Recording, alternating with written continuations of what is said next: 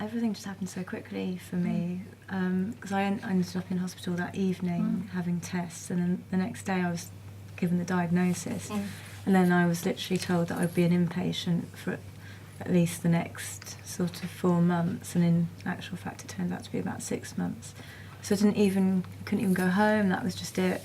And my consultant, who was a lovely, lovely man, very patient, let me ask a lot of questions, and actually all through the whole process he used to come and see me every morning and say, Melissa, what are your questions today? And I had, always had these lists of questions, and that was so important to me.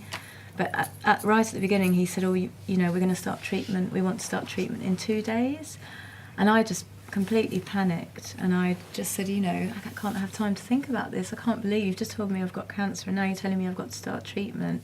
And it was just all happening too quickly. And he basically, I said, if I don't have treatment, how long have I got to live? And he said, a few weeks. And I was horrified. And he said, but we really want to get on top of this, we really could do with starting treatment as soon as possible.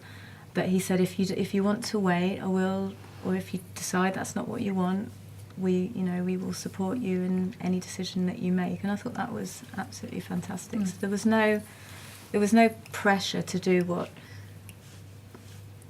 they wanted.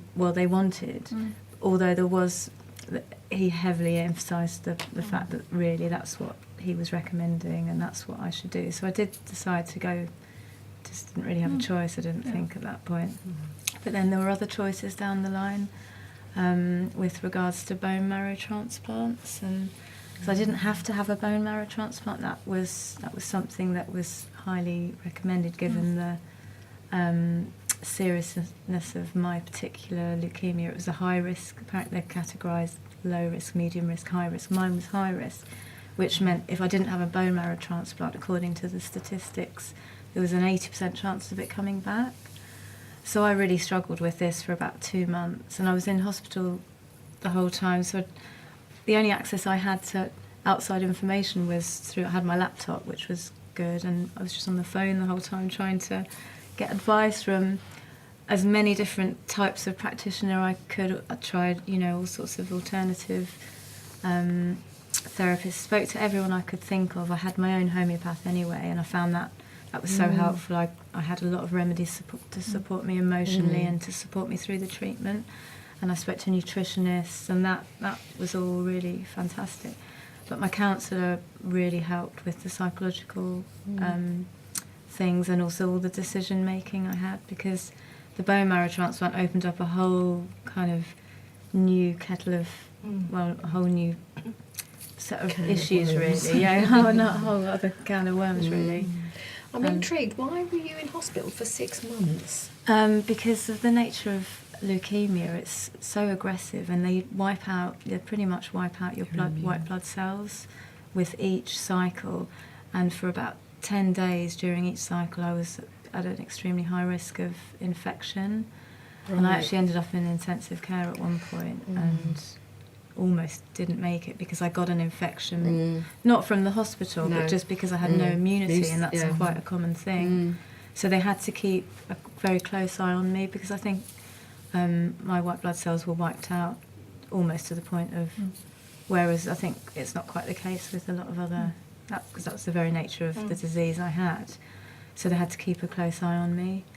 But just trying to decide whether I wanted the bone marrow transplant, because there was a much more chance of me becoming infertile with the bone marrow transplant, even though they said that was highly likely anyway. So I had all the issues around that, which I found really difficult, because I had to make all these decisions so quickly. I didn't really have time to look at other options, and I was asking my consultant if I could have my eggs frozen, or what the options were. And he was great. He did put me in touch with other people, but it all took so much time. And by the time I'd actually gotten to see a cancer specialist gynecologist, about 2 months had passed, and by that point I'd had 2 cycles of chemotherapy already, and things were time, the clock was ticking, really.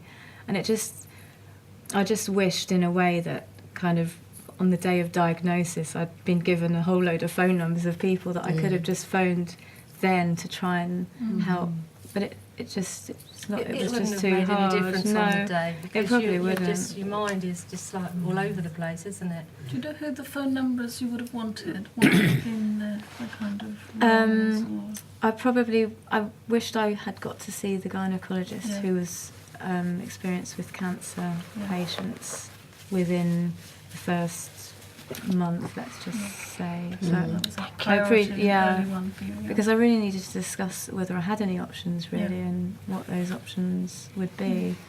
But I mean, I obviously understand the medical team looking after me were only concerned with really keeping me alive, so that they weren't. Fertility wasn't something, wasn't an important, wasn't the most important thing, obviously, because But it was important to you. it was important to me, gosh, yeah. but it did take time. You need to speak to my daughter, because that's what's coming up next month as a result of the family history.